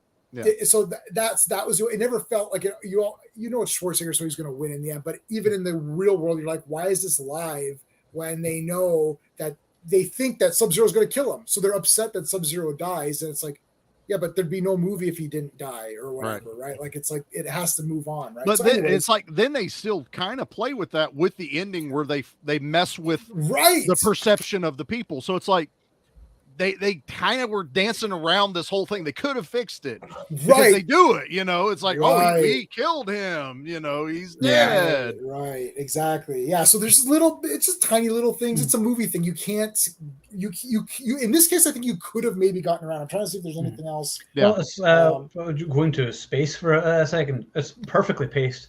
Like there's a single scene to remove from it. I mean, it's like every scene is perfect in the movie. There's only way, you could have cut that, you could have cut that. I'm like, no, everything is. No, you need every setup in this movie. Even them buying the pop, you needed that setup because you needed Arnold to see her there. You needed that interaction. Everything from the production studio, you needed all that. Even get me the president's agent. All that. That is setting up. That is world building without having to go through all the trouble of showing the world. Right. That's how that worked. But there's nothing to cut in this movie. No, that's where I'm like, perfect. if they did try to fix the story, I think that's where we would get in trouble. It would make it longer to fix certain things. And it's like, where would you splice in them hurting them to certain game areas? You would almost have to eliminate something from the movie that maybe is one of the game fights. In order to add some of this stuff. Wait, they do hurt them into game areas though. You get the people in the motorbikes, so as soon as they land, they're chased by them, and then they're hurt. They go into the game zone, but like J-Man was saying, how did they pick Sub-Zero, and they ended up just happened to be at the ice rink where the ice rink is and the cage is set up. They should have. They honestly, they could have just showed that those motorcycle guys forcing them into that game zone. and then Just seal them off. Seal, Yeah, shut the that's- doors. Yeah, go But ahead, like Steve. have it's Yeah. like Sub-Zero, Buzzsaw, so they're standing at a doorway. yeah. And it's like the crowd votes Sub-Zero, they push him into Sub-Zero's game Yeah. zone. That'd be perfect. A little like multi-door, Right. little Right. corridor, and you just pick a door to go through, and whichever one they pick, You that shove 'em in. name lights up, and they force them into there. That's, But see, then that's what I'm We saying. fixed it's one, it. But right, it's one there's side. a problem. But there's a problem with that, though. Is that when do they now have time to wander and find the satellite? Like, wouldn't they be sitting there and be like, I say "What are these guys doing?" fix it quickly right after the buzzsaw fight. The motorcycle inexplicably hits the wall, explodes. They've now made it outside of the actual game zones. Now Right. that's why Dynamo and Fireball has to jetpack in. Dynamo's in a car. Now it explains why they're outside of their game Right. areas. There you Right. go. Fixed Yeah, it. so little exactly. It's just, but again, it doesn't derail the whole movie, but No. it's just a couple of things I've which never could have even made thought of those things before. I'm just watching it. When I watch a film, I'm just like, So that's why I've come in here to be. that's to the be thing. You're the brains of the operation. I'm like a Debbie Downer. I was like, well, this But is it's not not. good. You're Grumpy not being a pants, downer Mr. though. Grumpy You're pants. just No, I'm pointing not. out why this wouldn't be a 10. There has to be a Right. reason why this isn't a 10. It's a fantastic movie, but Right. there are little things that The kind of characters would be a 2. Characters is the best thing about it. Oh, 100% characters. Yeah, are exactly. too. So There's- story is the only thing that gets dinged. I think the artistry is actually really So good. do I have no I problem with think that at all. everything looks good. It looks Yeah. dirty, used, real. I don't know. I liked the story's the only thing that I'm dinging because it's little elements, but and it is a bit of a generic thing. It's like they're chasing them. It's like, okay, fine. So that's otherwise. But it's is it like, generic to us now? Because it wasn't really generic to us in the 80s. I mean, really, there were some, but again, we're still talking about a time where we hadn't seen all of the Hunger Game movies. We hadn't Right. seen all the Surviving the Game movies. We hadn't seen all the, man hunting other man. This was, and they made it a game show. So it's like, this was kind of awesome that they even came up with this concept and how on the nose it is to what we are experiencing today. That's the real scary part of it. But I think the movie supersedes all those other stereotypes that we're used to now, because it was kind of groundbreaking at the time. It's like, holy shit, they made a game out of killing people and people are happy about it. I get to take the home version home and I got a little tiny Sub-Zero that gets to chase Yeah. people all over the place. I want those little cardboard cutouts like we used to get, and they go into the little plastic stand. I Yeah. want little Sub-Zeros and Buzzsaws running all around my I'll work. I'll make some. Yes. I wish I had too much money. Yeah, Yeah. right. Give me some. Guys, we're We're missing not the bigger remaking it. We're fixing We're- it. That's not we're- what we're doing here. We're missing the bigger picture here. Yeah. Running Man is a great 80s action movie because it has a great 80s final song by John Parr, also known as the guy confused with Stan Bush. Yeah. Because they sound exactly Yeah. the Stan Bush same. like The music was great, We man. need a return Harold, of those songs. We need a return of like the epic power Yeah, we ballad talked at the about end that. credits. We Yes. definitely need the end credit song, man. Yeah. We Yeah. fight I'm for inspired. love, all that stuff, man. Just give me all of those movies. And Songs. more training montages. We don't have enough training montages in films Yes. Yeah. anymore. So Although I watched with my kids last week, Paws of Fury, and they totally made fun of the training montage. He's like, because don't the make fun dog's of that. like, That's "Can we just sacred. skip-" yeah, but no, but it's like, can we just skip all this and make me be good right now? And he's like, "No, I like Well, yeah, too- Go ahead, Jay. I was just gonna say I like the Running Man intro, and I like how they splice that together with Mm. us seeing the TV intro, which looks pretty and cool, and to what's really going on. yeah, And Yeah. it's like this is very dark and ugly, but on TV it's like, well, this is all fun and everyone's having a great Choreographed by time. Paula Abdul. Yes. Yes, Yes. oh, the So- solid and- gold dancers. How could I forget the solid Yeah. gold dancers? yeah, and we got Harold Faltermeyer. Meyer, yeah, he did the score. Yeah. He Yeah. did, That's oh, right, yeah. Cuffs is a great score. Flex Yeah. is a great score. Beverly Hills Axel, Cop. Beverly Hills, yeah. Yeah. So I mean, I remember the music the most. Like Yeah. I think like Conan and this were like my two favorite soundtracks for Schwarzenegger. Where I'm like, I remember this entire soundtrack. Man, that music that starts and then you get the scroll that kind Yeah. of lays out all Yeah. what's happening. See, And I like Arnie that. had the best action movie music, like Predator, Terminator 2. Yes. Even Eraser. Total Recall. Total Recall. Man. That's Total why- Recall is the most masculine opening credits theme Yes. ever. Well, Yeah. that's why we're talking about why is this underrated, because he's got so many great movies. It's like there's always going to be those that are going to be like Something Oh, has to yeah. get pushed down, unfortunately. it's like these are it's- yeah, like J-Man. It's like Conan the Barbarian is his shrine. It's like Big time. and Commando might be and it's like that's what the Running Man's a great action movie, but it just for some reason people always gravitate towards those other ones. So that's Yeah. why that's why if you're saying it's underrated, that's why it's. Yeah, that's what I it mean, is, yeah. that's People where just you talk get about like it more. the what I would call the true like underrated one, like when you talk about Raw Deal. Right. Like most people will be like, "What's that?" I'm like, "It's an Arnold movie. It's actually pretty fucking badass." Or Don't drink and like, bake. Well, Raw Dale's Commando, except where he kills mobsters instead of South American. Right. and he looks like the Gorillas. character at the beginning of this movie after he gets out of the shower. He looks just like he does in the hotel room when he's getting all the guns out in the case. Checking his I hair. was like, in the "Which mirror. movie? Yeah, which movie am I watching?" Oh, I know. I think this wasn't an obvious Arnie movie. That's why people kind of forget. Yeah, it. you could have cast somebody That's else. what I'm in it. saying. You could have. Yeah. You could have. He's not up here. Right. He is elevated among a great cast. Yeah, the star is the game itself, Yeah. the Running Man game, the Yes. show, and he's Exactly. just a contestant. Yeah. And I mean, yeah. he's the main badass in like Predator, but even Predator kind of falls under that because it's such an entourage movie Yeah. with all these guys, great yeah. characters Yes. and probably one of the most iconic creatures ever Yeah. made for screen. Could you know. imagine if we got the Predator with Jean-Claude Van Damme as the alien? I shared a picture on Instagram with that. The Predator and, splits or whatever. Well, Everything it happens was, for a reason. it was him with the part cut out where his face is stuck out, and I You put see it in sitting the there, I put the Hannibal from 18 part where his face is out, and I forget what I even put, but I had the Stan Winston school like that picture I put up. That's I was like, awesome. that's a pretty good compliment when the No, people that is that pretty made the good. Predator, they're like, that's funny. That is just, What's interesting is that, and this is in the Arnold Schwarzenegger autobiography, whenever I met him and he signed it, and he talked about working with Van Damme, and he said Van Damme spent the entire movie whining, and that's why he got kicked off the movie. Yeah. And he fainted. It's like Yeah. if Van Damme didn't complain and faint, we would not have gotten the iconic Predator. If he'd remember And- his black silk underwear, he would have been all right.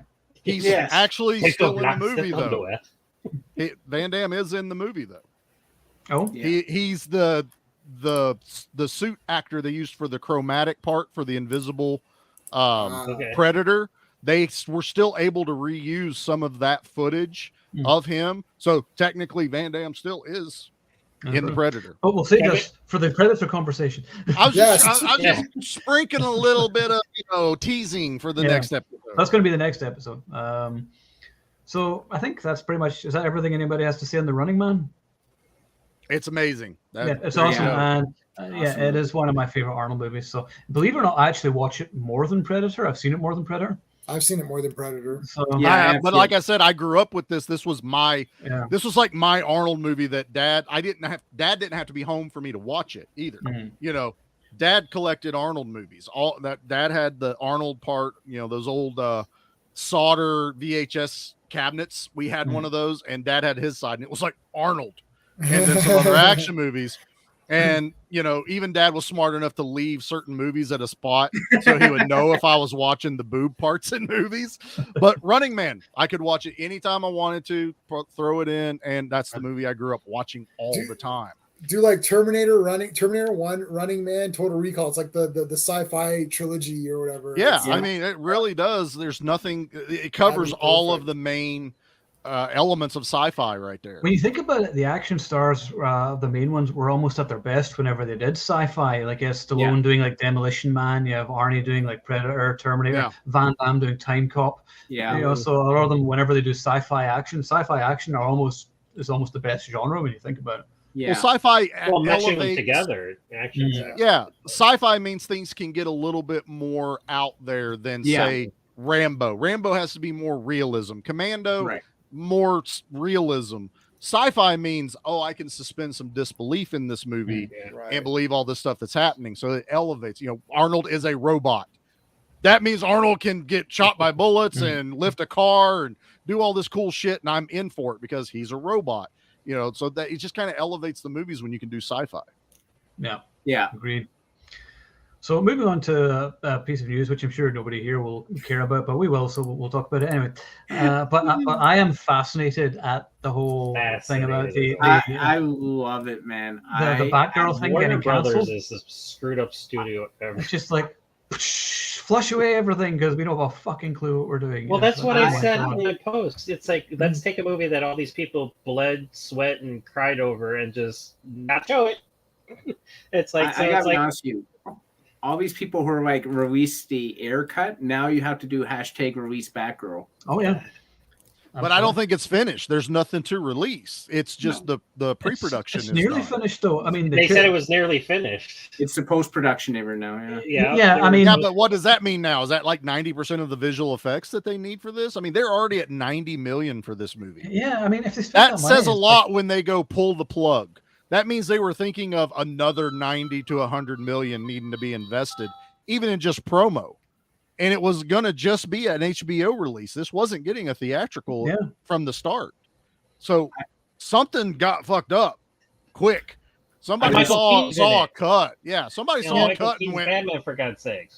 I think J-Man is going to be delighted to hear this, but I think they're almost trying to restore the Snyderverse because Keaton was supposed to be in Aquaman 2, and then they didn't, and then they replaced him with Batfleck instead. So I'm like, oh, you're going to actually bring these guys back? It's not happening. No, it's not happening. That guy has pulled the plug on everything. He's done.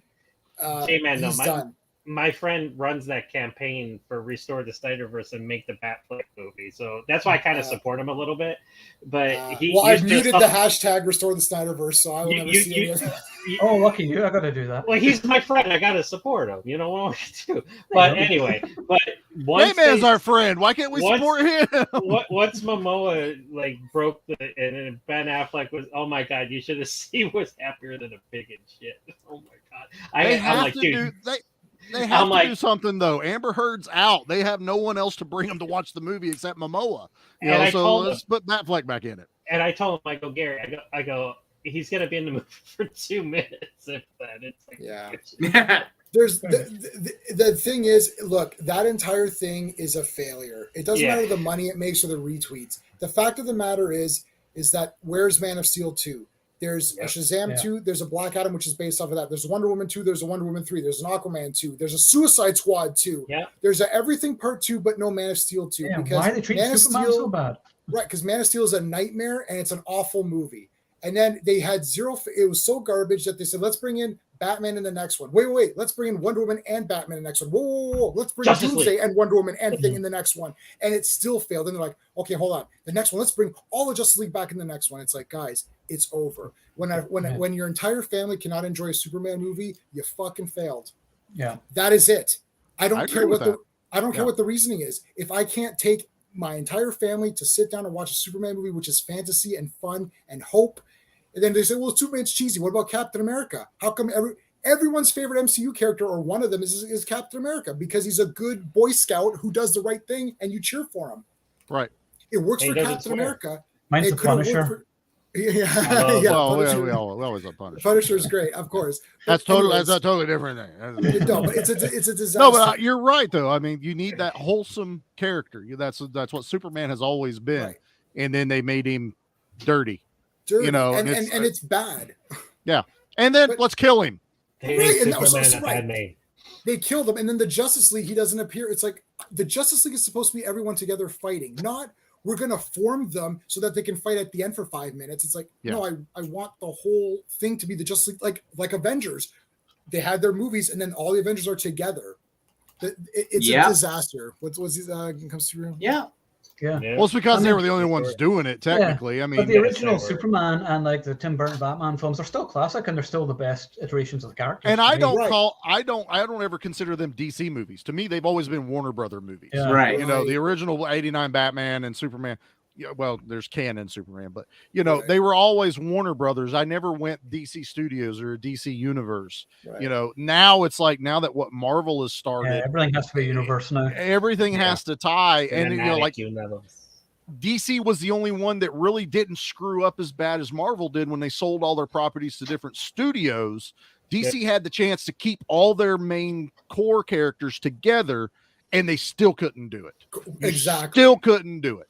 I'm not a DC fanboy, but I was like, I know DC. I grew up with it, and they're screwing up even what I'm fans of. Normally I'm all Marvel or, Image or these other, offshoots. I just never really got into the DC as a kid, but I wanted their movies to do good. And I'm just watching these things going, how are you so bad at this? Right. The instructions are in the books.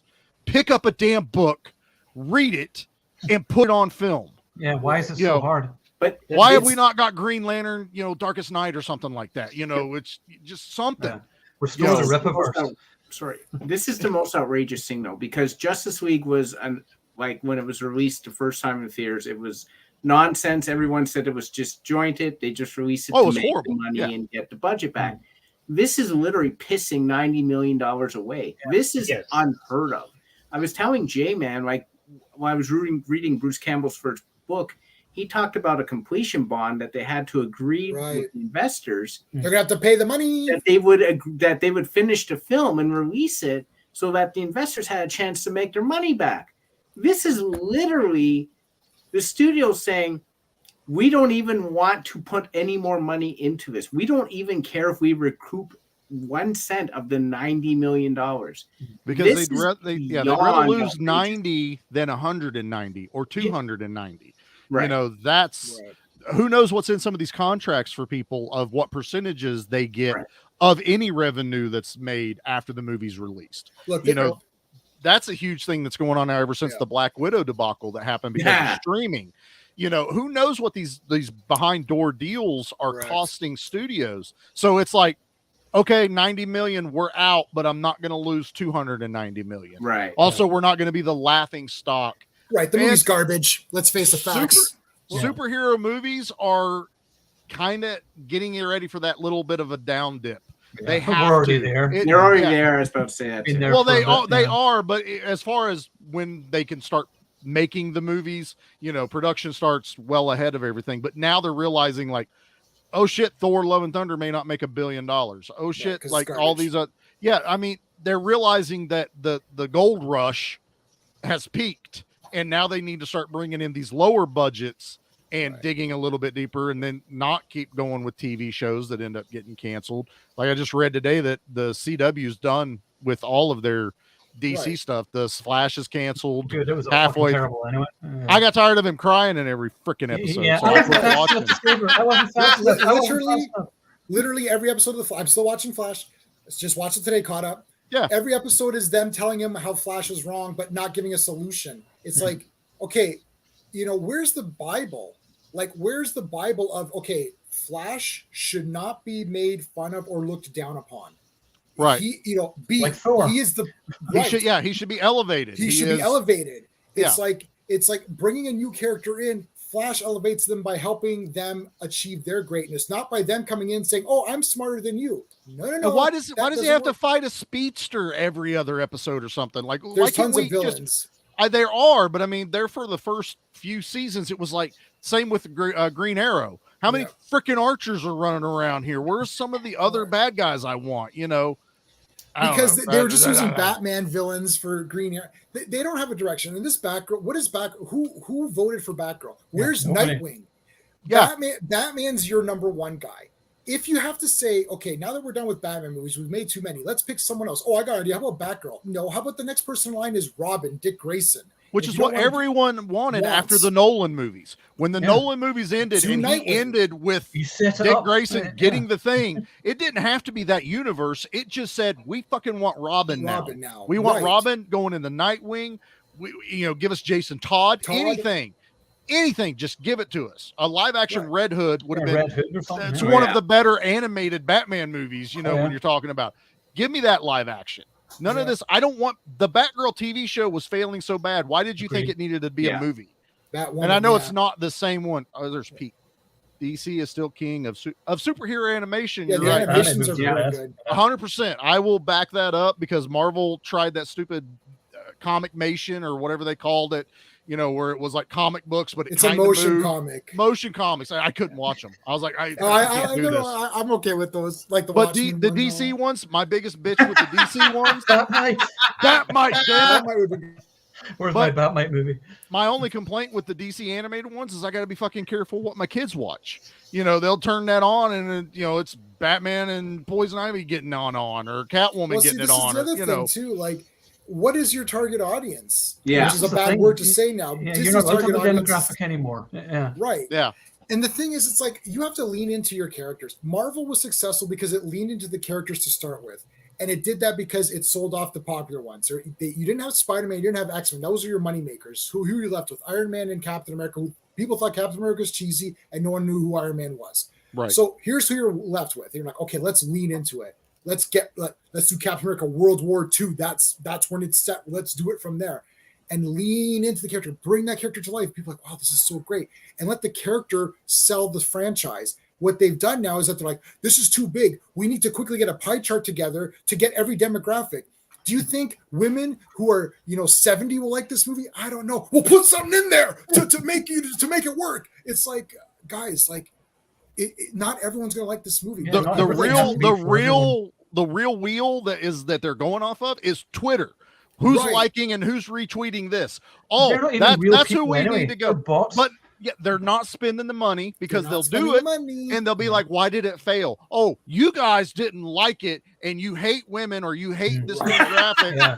and it's You made your fun of my fault. pink hair. Yeah, Right. but you went because that one post got 200 million tweets. You thought that was money. That's Right. not money. No. That's just correct. fake commerce on Twitter. No Yeah. one cares. None of those people went and watched your movie. They don't read your comic books. They don't They do don't this care. shit. Usually, when I'm I almost walk out done of a with my super, drink, guys. when I would walk out of these movies, if any movie, let's take a James Bond, we could take a Star Wars, we could take a superhero movie. When I walk out and I'm pumped, I immediately drive to Toys R Us, or I go. We still have Toys R Us here. It's right across the street. I can walk there. Bastards.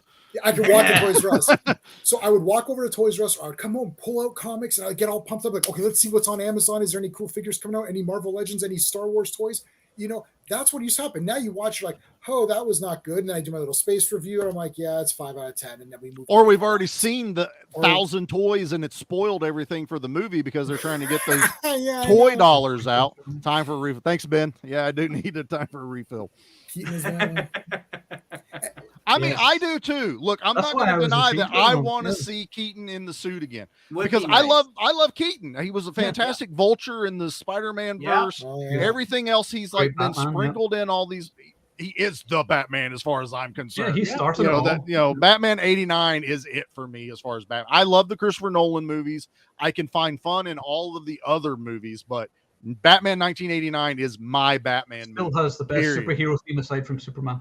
Yeah. Right? Most of the Where best. where are the superhero themes in some of these movies now? Yeah, the only You know, one I where- know is like the Avengers theme tune. Yeah. But the other one, The I'm like, Avengers But no. that's it. Like That's they're it. oh no, it's this little note that we play when he comes on screen. No one fucking cares. We want Right. the da da da da da. Yeah. That's Batman. That's Batman. Where's he at? That's exactly what I'm expecting. Why don't they just use the Superman? Why don't they just use the John Williams score for Christ's sakes? Like, Right, just, you have it. You own it. Use Just it. use it. I It's, don't it's, so, get it's an it. arrogance to them. Though. It's like, oh no, well, we're better than that, so we're going to do something Yeah. different. And I was like, yeah, okay, go to somebody in the street, whistle the theme tune to Man of Steel, whistle the Superman theme tune. There you go. See, everybody knows Yeah. it because it's Everybody iconic. knows it. The Everybody theme knows it. literally says his name. The theme literally says Superman. Right. Like, if you listen, Yeah. but the thing is that there's no celebration of the characters because Right. you have all these know-nothing people who are on Twitter and they've heard of Batman and they've Wikipedia and they're like, oh, Poison Ivy. Oh, Poison Ivy should be in the next movie. The studio reads that on Twitter. They're like, oh, right, we're doing Poison Ivy. The person who says that is never watching your movie, to Charlie's point. Mhm. They don't know what they're talking about. Meanwhile, all the people who do talk about it are like, no, you shouldn't do Poison Ivy. And the studio's like, you guys are a bunch of haters. But Right. here's the thing. We're not the ones who actually suggested that. The fans are not the ones suggesting this stuff on Twitter. The non-fans are. The fans are there saying, shut up, but it's already over. It's already And done. we're usually still going to go watch the movie. The Right, problem that's is, yeah. the problem is, as soon as J-Man watches a movie and he comes back and he goes, dudes, don't fucking go. Yeah. I'm not going to go. You know, Yeah. I'll wait for Yeah, streaming. I didn't see Thor: Love and Thunder because of your review. was I like, haven't fuck, seen it I'm not either. gonna I'm see it. waiting for Yeah. streaming. I'll watch You it know, on Disney Plus. Garbage, man. It's horrible that I go, I'm going to watch it for free, even though I'm paying for the shit. Mhm. But at least I can sprinkle that month in with other stuff I can watch, and I feel like I got And it you don't for have to wear free. pants. So. And no Yeah. pants. Like Dynamo. Be like Dynamo. Yeah, Be like Dynamo. Be like Dynamo. That's why he's the best, man. Yeah. An interesting thing was about He's this. too fat. I couldn't get over it. He's too fat. That's why he had a car, He man. had a car. He was the smartest one other than Fireball because he had transport. Yeah. Well, Buzzsaw had a That's right. motorcycle, his though. popcorn he and did. his But that would have drink looked there. funny with Dynamo on a Oh my motorcycle. Just In his falling underwear. over. Oh my god. The interesting thing was about Batgirl, which is why I was fascinated with it, was because it's pretty much entirely filmed in Glasgow, where I'm from. Oh.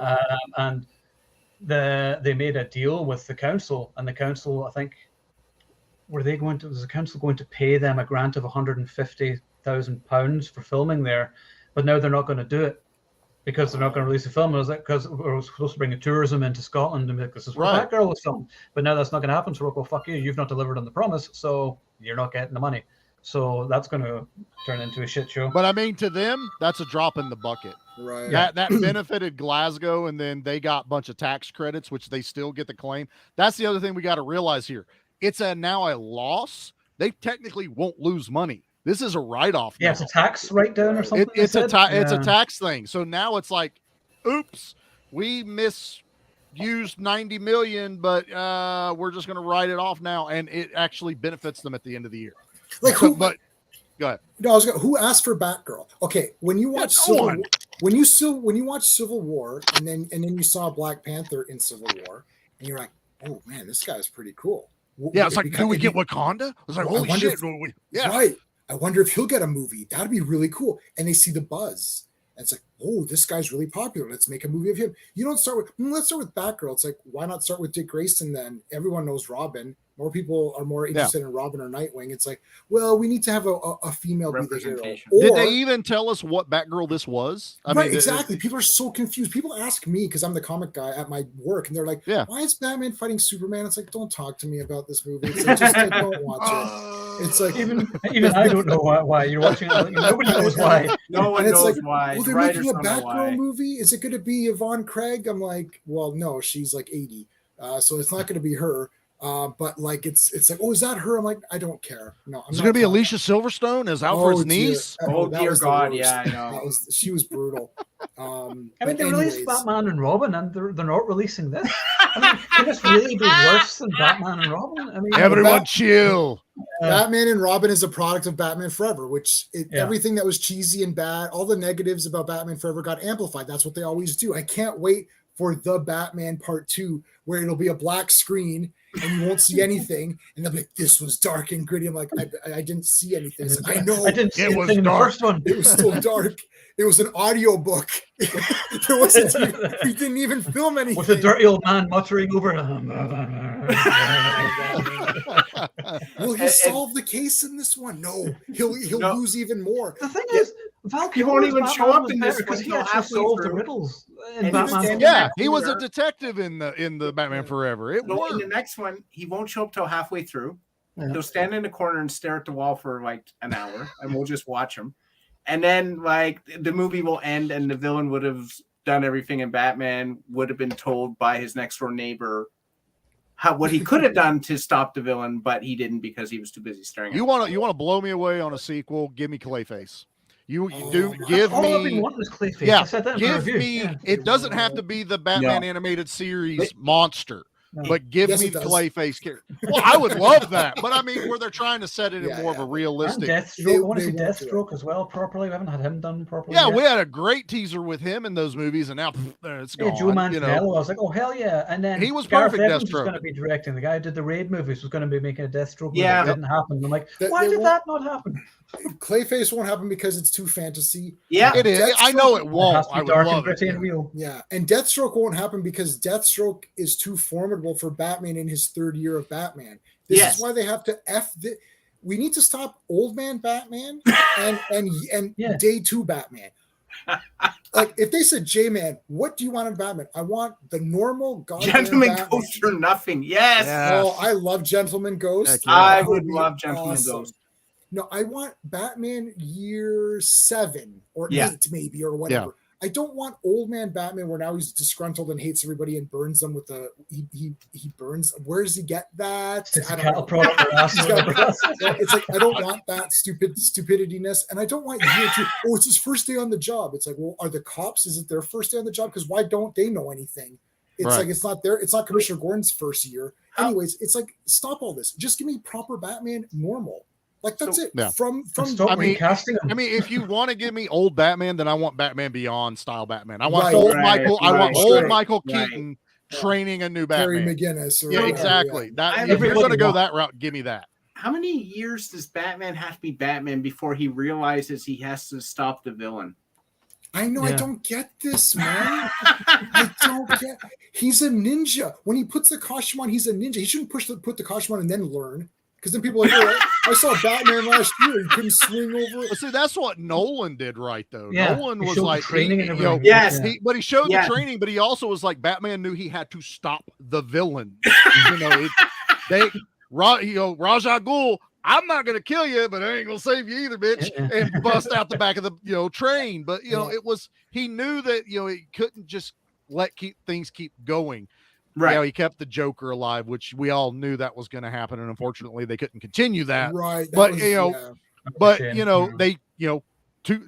Two-Face dies. Then he knows he has to stop Bane, and the only way you're going to stop Bane is to kill him. Even Alfred's telling him like, look, sometimes there's only one way you're going to stop some people, and that's killing them. He knew what the stakes were and how to fix it, and even though he didn't want to. And you have the lesser rogues gallery, like, okay, you don't have to kill Scarecrow. We do need you to throw some people into Arkham. You do need all this stuff. I'm worried that Battinson's going to get like Scarecrow next. And I'm going to be like, fuck, how many times do I have to see this guy? You're also not going to beat Cillian Murphy as a Scarecrow. Cillian Murphy was amazing. Give me Mad Hatter. Go really psychological on the next one and give me Mad Hatter. But give me the ventriloquist dummy. Yeah, Scarface. Scarface. I would love that as just throw him in there. Toy maker. Yes. I would do Mad Hatter. He's one of my favorites. I think Mad Hatter would be fantastic. But he needs to look like Mad Hatter. I want the green hat. I don't want a garbage bag on your face and say, oh, that's Mad Hatter.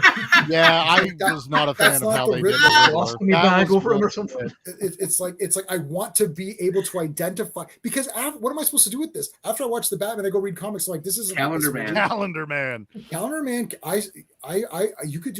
You could do a psychotic Calendar Man. Someone who kills them specifically. Absolutely. Killer Moth is cool too. Also, the only reason why we got that Riddler was just to pay off at the end, so anyone could get that outfit and we could have the who's who. But it's like, I want Riddler. I want manic, insane. Say what you want about Batman Forever. Jim Carrey's fucking the Riddler. I love that. Tommy Lee Jones is a fantastic Two-Face. I don't care. I love those movies. I mean, I love them, but Two-Face is pretty awful. No, he's not I will always love Tommy Lee Jones. I don't care. Yeah, after like Under Siege, he's not Two-Face. He's the Joker because he flipped it and then he flipped it again. He flipped it a bunch of times. Like, you can't do that. You can't keep flipping till it comes up to what you want it to be. That's Tommy Lee Jones, though. He's like, nah, fuck it. I'm just gonna keep going. Tommy Lee Jones will do whatever I want. I mean, pretty much Under Siege was his audition tape for being Two-Face. That was it. All right. Well, I think that wraps up. We've been off on various tangents for a good while now, but I that's your fault. That's entirely my fault, and I don't care because this is all stuff I wanted to talk about. And let's face it, you all enjoyed it. So we're not going to do a show next week because we're all going to watch the Predator franchise, and then the week after, on the following Wednesday, we'll be back and we're going to rank them and talk about the whole Predator movies. So that's going to be fun. I'm really looking forward to that. Yep. So if you're watching, thank you for watching, and you are the Action Elite, and we will see you next time. Later.